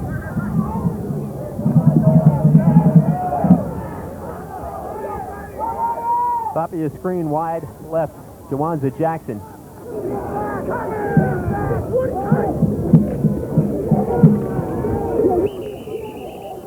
Cooper again. Well, here's the situation. We talked about credit Scorsha last time for the nice run by Voda that set up the touchdown, because everyone was looking for Scorsha's number. Maybe it's time for Central Islip to get Samuels a little more involved, since they're West Islip obviously keying on Cooper. Cooper's out of the game, Walt. I think he's limping off the field. I think he might have hurt his leg on that play. Another timeout. Boy, John can't be happy about this. That last Lion touchdown with Timmy Voda, 3 yards. Kick was good, made it 20-12. Yeah, Riley Cooper is definitely limping on the far side of the field. So now West Islip will definitely look for someone else's number. And probably Jeff Samuels will become the main man now for Central Islip. Yeah, but he has his helmet back on. And he's limping badly on the far side, but I think he wants to get back into the game. Trying to walk it off. Yeah. How about another cheer, huh? How about it?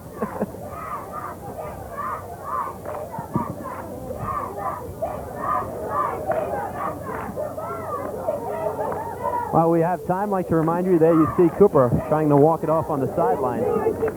Game's coming up on Cablevision Suffolk County TV 6. Next week, I may have said earlier, it'll be in a few weeks.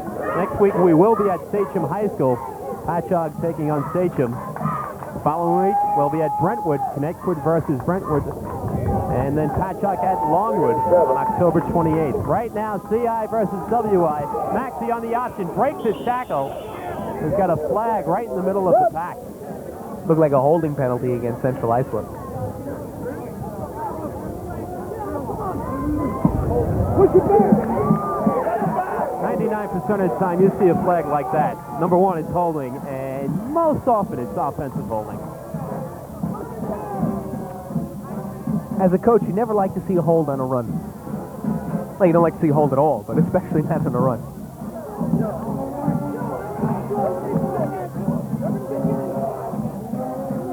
Central Islip in another hole. What worked in the first half is not working in the second.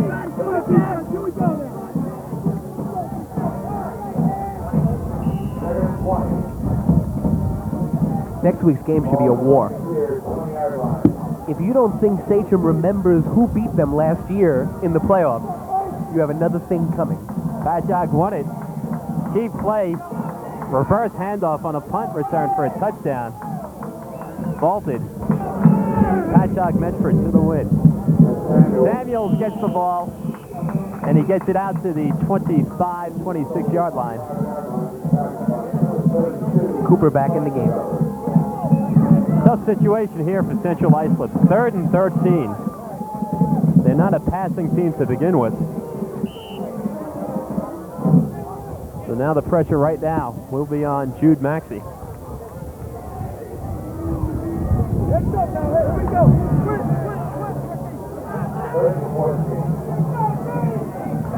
In the slot, Jackson.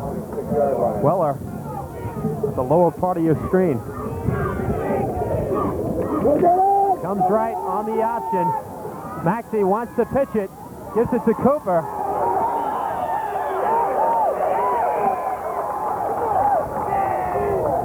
Mike, you've been saying it all game. When they don't bite, they bottle up Cooper, and that time they closed him. Well, Maxey held it and held it. As we look at it again, he does a nice job of trying to free up somebody. Look at him, he's just holding the football, waiting for someone. But again, Chris Lettieri says, you can juke all you want, you can fake, you can do whatever you want.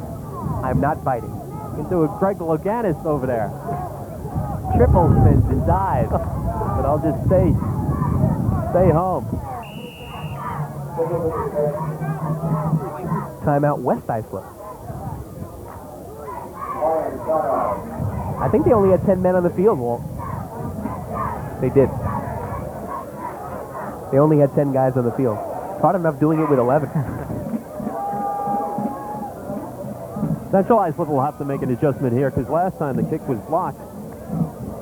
That led to the 3rd West Islip touchdown. Having a good game today, Brian Angerami. Nice job on defense. Also with the reception earlier in the game. And he gets psyched. He's pointing to the crowd today more than anybody. Much more relaxed on the sidelines when you have an 8-point lead. And there you see the attitude when you're behind by a touchdown.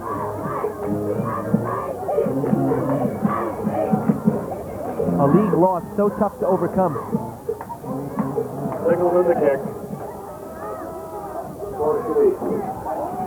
Scorsha is on his own 34-yard line. Singleton does get this one off. Here's the flipping. No, he's going to... Angerami takes it at the 40, backpedals, and will be thrown for a loss. Angerami put down on his 39-yard line. I thought Angerami was going to flip the ball again back to Scorsha. We'll take a look at the punt again. Remember, on one of the kickoffs, Angerami fielded the ball and then decided, let me give it to Scorsha. And Scorsha was behind it, but this time, Brian almost a little piling on. Almost. Terrence Jones and Brian Weller in on the tackle. In motion now, Montori. Scorsha started out right, turned left when he hit the line of scrimmage. Got a yard. Quick quarter, 2:40 left to go here in the 3rd. So far, West Islip, the only team to score. Down 12-6 at the half. Now up 20-12, as you see it displayed graphically.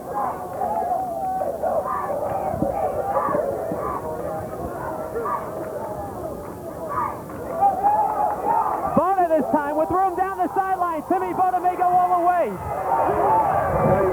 And they'll most likely tack 15 more yards onto that. About the 30-yard line. Paul Curry took him out on the far sideline. It's a hold. And we'll look at it again. Voda gets the ball. We'll try to see where the hold is. Didn't see it. Didn't see the hold anywhere. I assume they're calling it on Brian Angerami, number 40, but didn't look like a hold.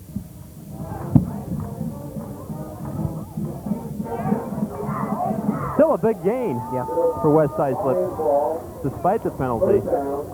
Ball on the Musketeers 42-yard line.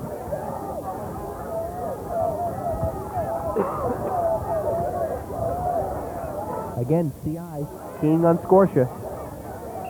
And you see Voda's got speed. Well, he had a 45-yard touchdown run against Hauppauge. So he's at spread also.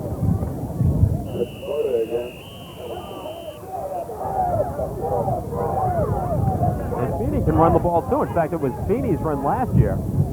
Nice 25, 27-yard run that set up the winning touchdown. And Feeney had an 11-yard TD run against Hauppauge a couple of weeks ago. Little extracurricular activity going on between Feeney and Byram at the end of the play. Feeney in the flat. Wanted Scotia. Nice coverage that time by Paul Curry. Yeah, it's tough for a lineman or a linebacker to cover a back coming out of the backfield, especially with the speed that Scotia has. I'm surprised Wayne threw the ball that time.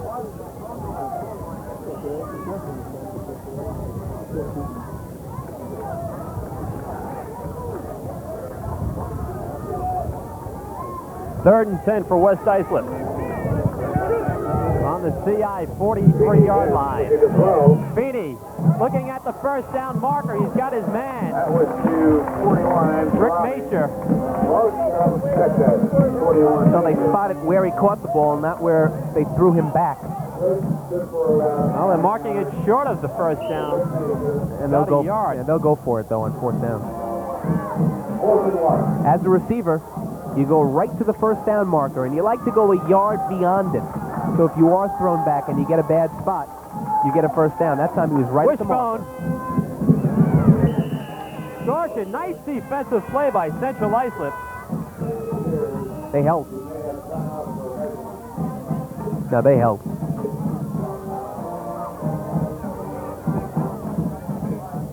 So critical where they marked the ball. Well, they're going to measure. Yeah, it didn't appear that that he got the first down. Yeah, he's way short. Well short of the first down. That's it. In fact, they didn't That's even a yard. have to mark it. Yeah. Further back than he was than when the play started. That's right. The eyes aren't that bad. Sometimes the officials probably do that just to make the coaches happy. You want us to mark it, we'll mark it. So nice defensive stop there by Central Islip. Now the Musketeers will try to convert that into some momentum for the offense. They trail by 8 points. Less than a minute remaining, third quarter.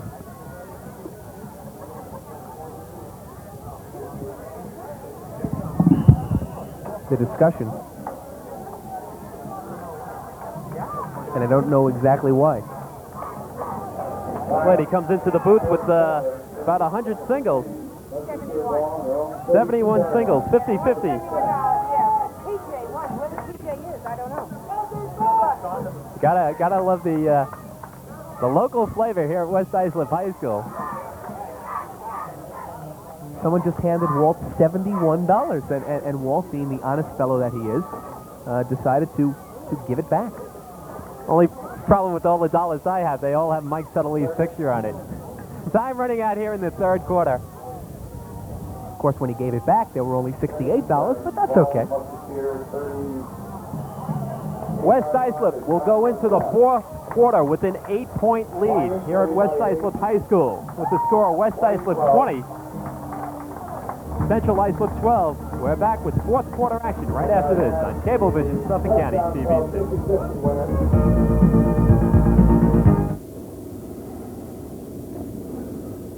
When two people feel the way that your mother and I do about each other, there's a strong desire to express that love. Are you listening? Dad, is this a sex talk? Because if it is, I already know all about it. Oh, you do? Uh-huh. How well do you know all about it? Well enough. Well enough.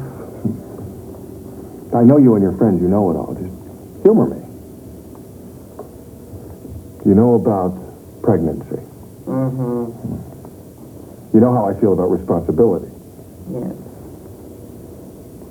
How much do you know about AIDS? Looks like we have a couple of things to talk about, huh? Joshua, someone can have the AIDS virus for a long time and not even know it.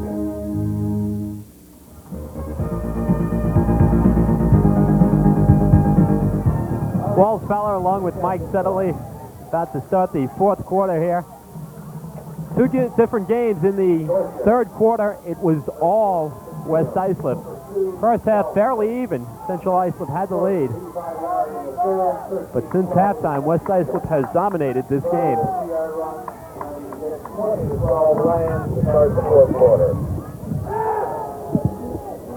Out in the flat, Jawanza Jackson has a first down and gets 10 more.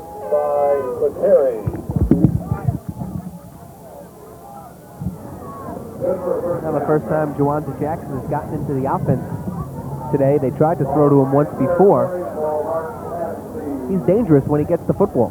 He made a couple of nice receptions last year. As a matter of fact, I'm kind of surprised they haven't used him more earlier in the game.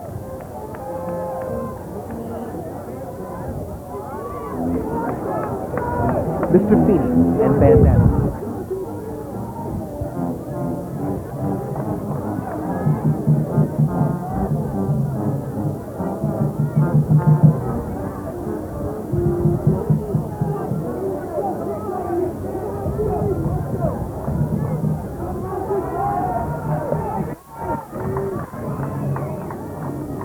First down, Central Islip. Just inside West Islip territory. Jude Maxey gained it too. Himself that time. West Islip saying, let's see if you can beat us.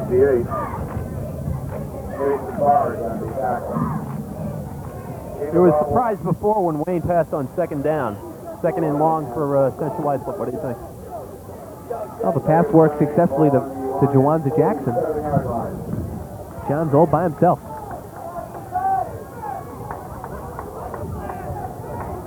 I would try to get Cooper back into the game. They give it to Samuels. He carries the load with him. About 3 players on his back, including Anthony Legilia. Samuels gains 5. 3rd and 4 for Central Islip. Well, CI is in 2-down territory here. That's another thing about high school football. You go for it a lot more on 4th down.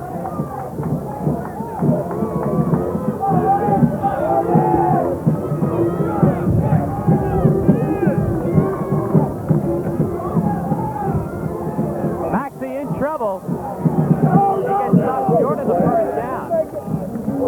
Broken play. Well, Maxey wanted to pitch the ball to Cooper. Cooper was well covered. And he said, uh-oh, I better take this thing myself. Now West Islip with some substitutions here. They bring in 4 different players on this 4th down situation. In the NFL, call it situational substitution. 4th and short. Big play right here for Central Islip.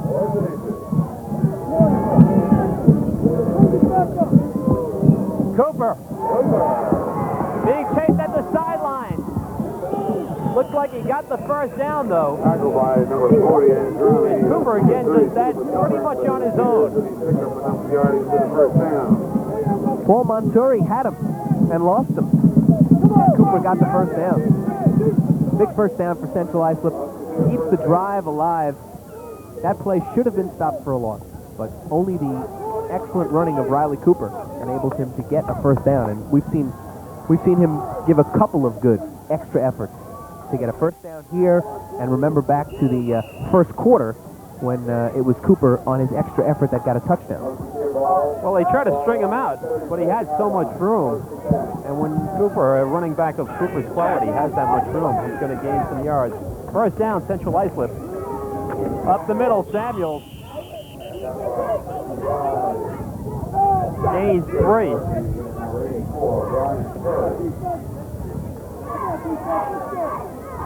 Nine minutes left to go in this football game. Remember that CI has only one timeout left. They had to use 2 timeouts.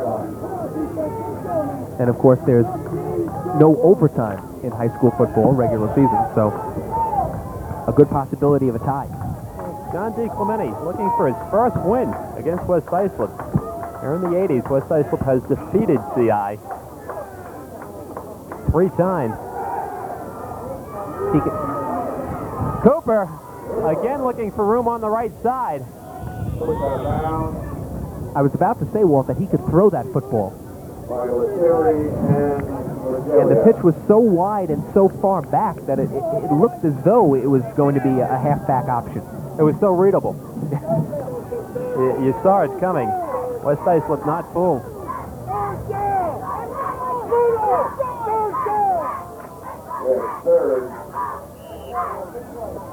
Now it's 3rd down and 6. Again, 2 down territory.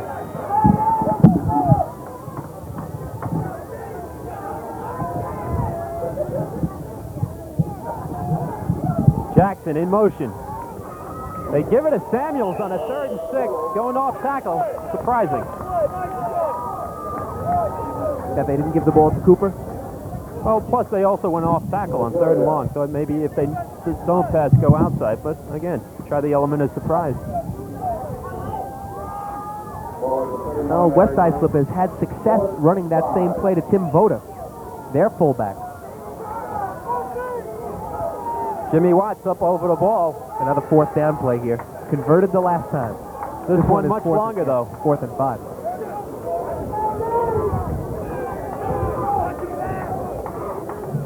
Split wide left, Jackson.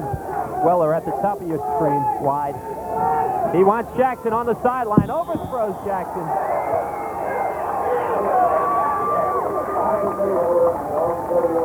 West Islip takes over on down. Again, Walt, when you throw the ball high, it's harder to catch the football. If you throw it low, you can dive and you don't necessarily have to hurt your receiver. When you throw it high like that, you get Jawanza Jackson up in the air, and then he's vulnerable. You want to throw those type of passes low and to the side. I'm not sure Michael Jordan would have caught that one. That one was well up there. And then dunked it. 1st down, West Islip. Did he go to Central Islip? A couple of good ball players out of Central Islip High School NFL, the Tice brothers. About 1 second and 9. Late 70s and early 80s, played for John D. Clemente.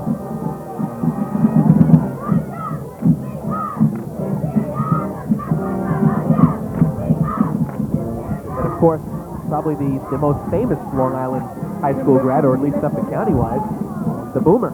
East Islip. 1978, Rutgers Cup champion under Boomer assignment. Feeney gets stuffed. Paul Curry. See, Curry gets credit for the sack, but the Central Islip secondary was excellent in coverage. You'll see the sack. You won't see the coverage in the secondary, which was superb. And Feeney just had nowhere. They got that fast, though. So, I mean, he wasn't even set. Oh, no doubt. I refuse to say that he was on him like white on rice, because I promised you I would not say that, so I won't. 6:23 remaining in the game. Feeney rolling out, flips it out to McGovern. Well, on several of Feeney's pass plays, he's faking inside a little fake, and they're wasting time, and they're not faking out anybody. A little play action for Feeney that time, and he's done it twice. He may as well forget the fake and just roll out. He's really wasting time for himself in that effect. If it freezes the linebackers for a second, it's great, and that's his purpose. But it's not. Clemente will punt. Jackson and Cooper. High snap. This is trouble. Throw it out of the end zone. Falls on it. Who gets to it first? Touchdown, Central Islip.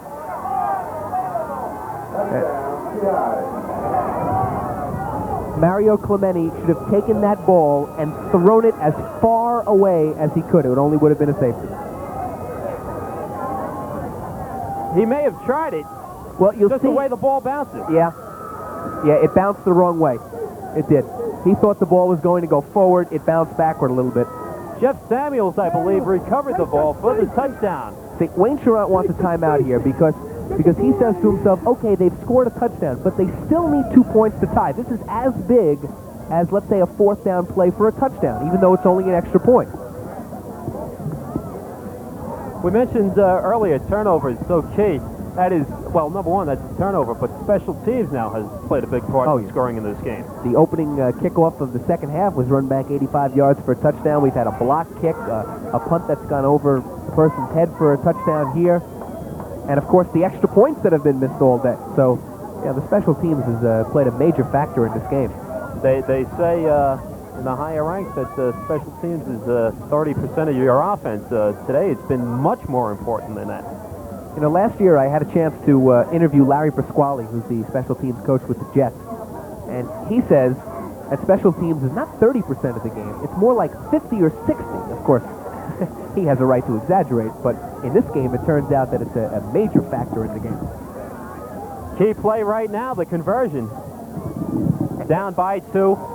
And here you have to expect Riley Cooper to carry the football. You have to give it to your best in this situation. There's no fake here. They're just going to set up as they would on any play from scrimmage. They pass it in the end zone. Jawanza Jackson, he had it. Official right there saying Jackson had it long enough. Well, the fans here think that Jawanza dropped the football. It looks as though he made the catch, though. The official apparently believes that he lost the ball on contact with the ground, but had the reception. Now we look at it again, and we'll see, in fact, if he did catch the ball. It came out there at the end. Well, this really isn't the best angle either. You know, his back to the screen. Looked like a good catch.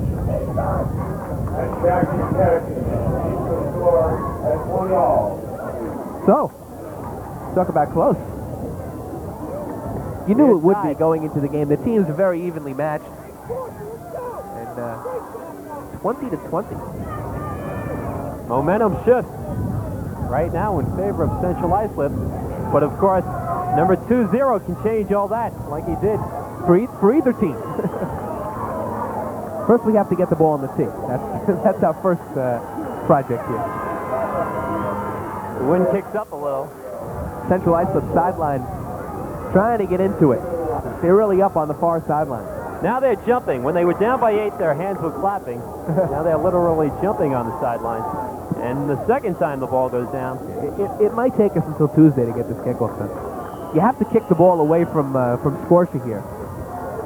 Just ask Mr. Schembeckler.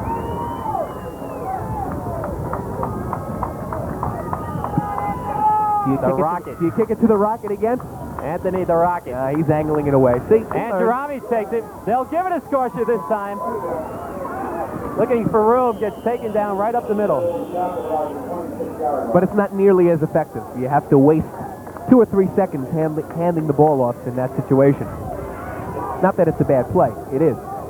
It is a good play, rather, but it wastes some time. West Islip will start out on the 27-yard line.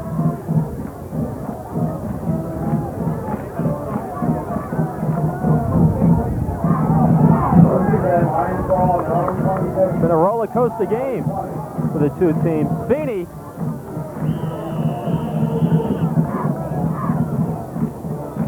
Voda with maybe 2 yards. Well, Walt, if this game ends up in a tie, I think that the league will end up in a tie. I think Central Islip and West Islip will both win all of their league games, and both teams will be 4-0-1 if this game does, in fact, wind up in a tie. Obviously, you don't have family in North Babylon or Whitman or any other League 5 schools. I understand.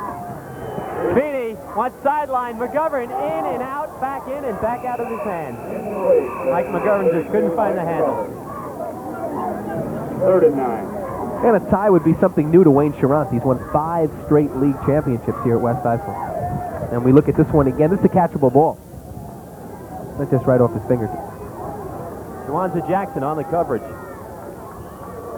Well thrown by Feeney. defensive line. You see Terrence Jones is quickly on your screen as West Islip breaks the huddle. High formation. Voda the up back. Feeney in pressure, gets sacked by Samuels. Second big play this quarter by Jeff Samuels. Feeney's getting no protection when he goes back to pass. Now Samuels did that Lawrence Taylor side. He went right through the running back Anthony Scorsia. See, Samuels is the running back also, so he faked out Scorsia on that play, went right around him, and sacked Feeney. Feeney's had a tough afternoon trying to throw the football. Has run the option very well, but has had no time to throw whatsoever. The punt backfired last time. Turned into a Central Islip touchdown. Snap this time. Gets it off quickly. High. End over end kick. Cooper picks it up at the 42-yard line, and he gets chased out of bounds. You have to like that on the part of Mario Clemente. The last time the ball goes over his head, which is of course no fault of his, this time under intense pressure, he gets a good kickoff, nice hang time, and it results in a nice punt. A credit to Mr. Clemente. Time becoming very important. Mike noted before, just one timeout left for Central Islip. They have the ball. 4:18 remaining in the game. We're tied at 20-all. 45, 4:18 remaining.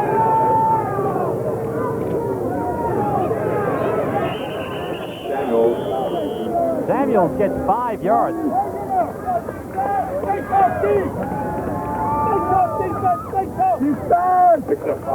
You hear Wayne Charant.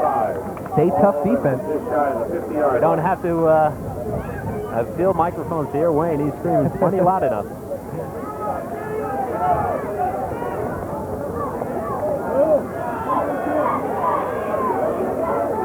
Brian Davis now, split wide lower part of your screen.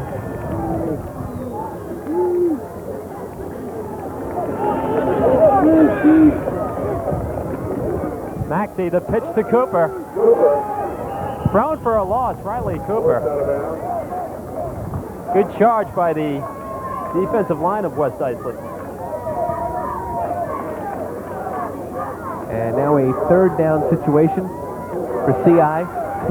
Brian Angerami trying to urge the crowd on. Put his hand up and said, let's make some noise. 3rd and long for Central Islip.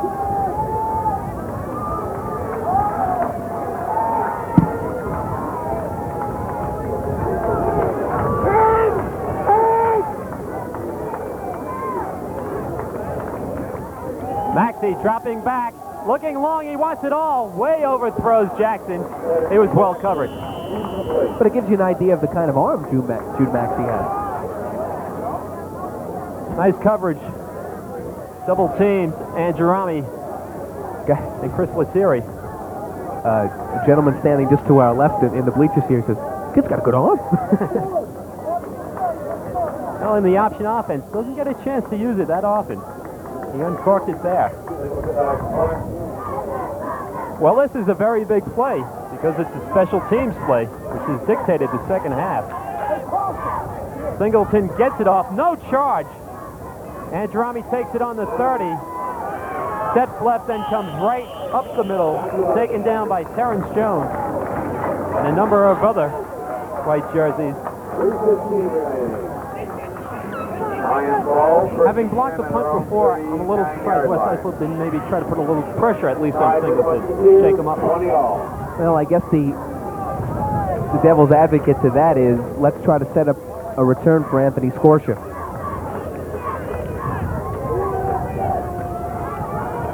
So now West Islip will take over. 3 minutes exactly on the clock. Scorsia behind Carlson. Gets ridden out of bounds. Jackson doing a nice job coming up from his quarterback position. That play looked like it was going to go for a lot more. Big number 71, Ryan Carlson, came flying out from his right tackle position. And he said, come on, Anthony, follow me. How big? Carlson, 6'2", 215. Biggest man on the offensive front for West Islip. Feeney almost picked off. Byram's knocks it down.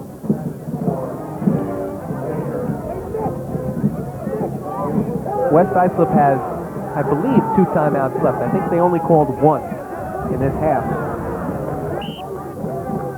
To hold off the pressure on the pass, that time Feeney just took a 2-step drop and let it go.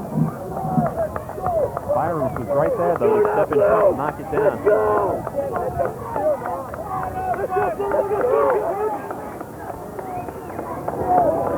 Split wide left, now in motion, Mike McGovern. Major, lower part of your screen. Feeney in trouble, wants to take it himself, but gets taken down, wrapped up by Big Dave Mailer. And again, Walt, the receivers were covered.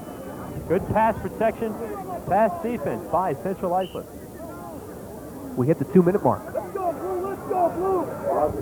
4th and 13. And of course, West Islip's going to take their time on this punt. 6-yard line.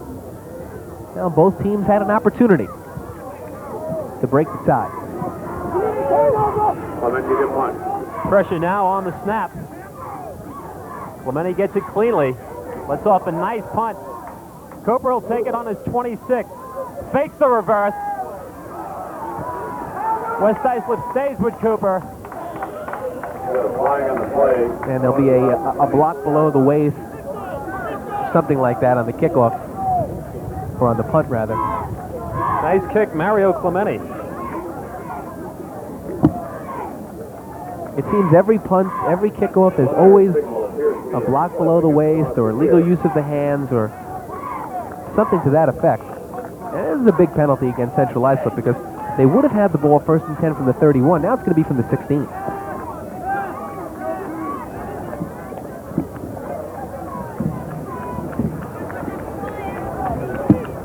This is critical. Even though they have the ball with 1:30 left, I mean, 1 turnover, and you know, West Islip knocking on the door. Uphill battle, 1:31 left, only 1 timeout. This is not like even the NFL where you can have a field goal kicker try a 50-yarder. Central Islip has to go down the field, the entire field. So in a sense, although they have the ball, really, pressure to a great degree is on Central Islip. We are tied, 1:31 remaining. 1st down, CI. They give it to Cooper, and he gets 7 yards out to the 20-yard line.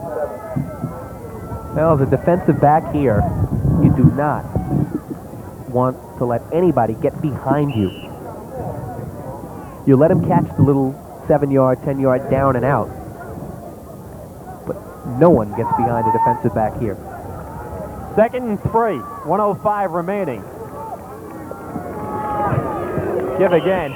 Well, I mean, the option is good if that's your game plan, but when you're down to a minute, you know, if you're playing to win, I think you have to open it up a little more. Well, here Wayne Charant calls timeout. In hopes of getting a turnover, I would imagine. I would imagine that's why he calls timeout. Or he can get the ball back. I mean, you know, the quick play. No. He might get the ball back. Only a minute, though, and he only has 1 more timeout, and it's a 1st down. If it were 3rd down or 4th down, it would be a different story.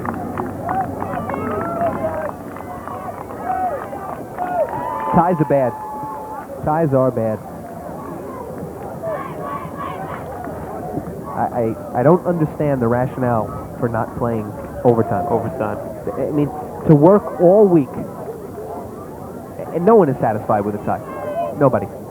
And that's compounded by the fact that when you only play 5 league games, I mean, you in essence can have, you know, 3 co-league champions if it works out that way. It's just very tough. Only 5 league games. We mentioned before, I said 1 loss and it really hurts. 2, forget about it. You mentioned the tie. A tie can really kill you.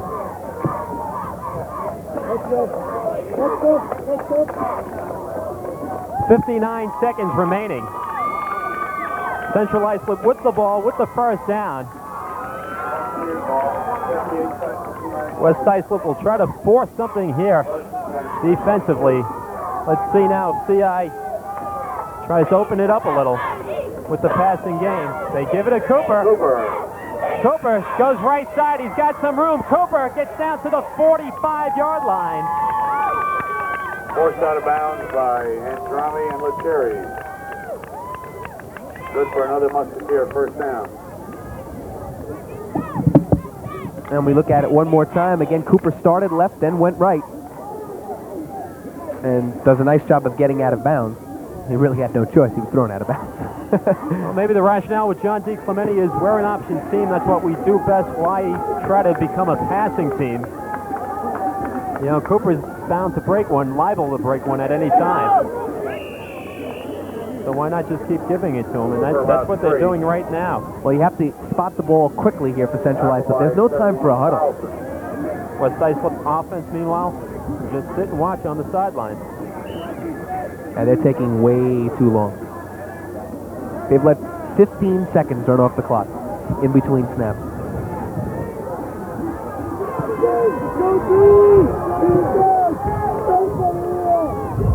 Maxey again, the play action looking long. Jackson way overthrows Jackson. It's a replay of the last deep pass Maxey threw. Yeah, West Islip secondary is 15 to 20 yards off the ball, and rightly so. Tell you what, even the Rocket wouldn't catch up to that one. Johansson may be fast, but I don't think Tony Rice can throw the ball that far. He certainly hasn't had to. 14 seconds remaining.